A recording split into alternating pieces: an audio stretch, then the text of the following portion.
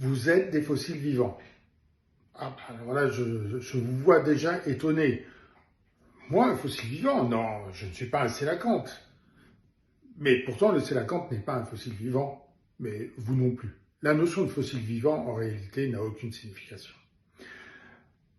Qu'est-ce qu'on appelle un fossile vivant? C'est un animal qui est présent, une plante d'ailleurs, qui est présente sur la Terre sous une certaine morphologie depuis suffisamment longtemps pour qu'on pense que ça fait longtemps.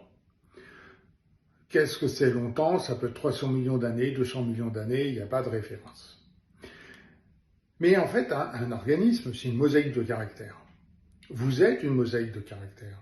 Selon que l'on regarde un organe ou un autre, on aura une histoire évolutive différente.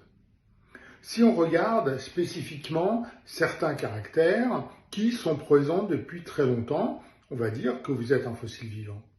Au contraire, si on regarde un autre caractère, vous n'allez pas être un fossile vivant parce que vous allez avoir des innovations que d'autres espèces n'auront pas. Si on revient à vous, par exemple, si on prend vos membres, vos membres sont présents en gros sous des formes plus ou moins modifiées depuis 350 millions d'années. Si je prends la caractéristique présence de membres, vous êtes un super fossile vivant.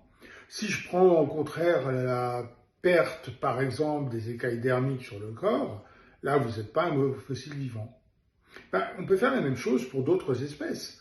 Le sélacanthe tel qu'on le connaît, présente des caractéristiques qui sont présentes depuis 300 millions d'années sur la morphologie corporelle, par exemple, la nageoire trilobée, mais sur d'autres morphologies, ils sont très différents et sur leur génome, ils sont très différents.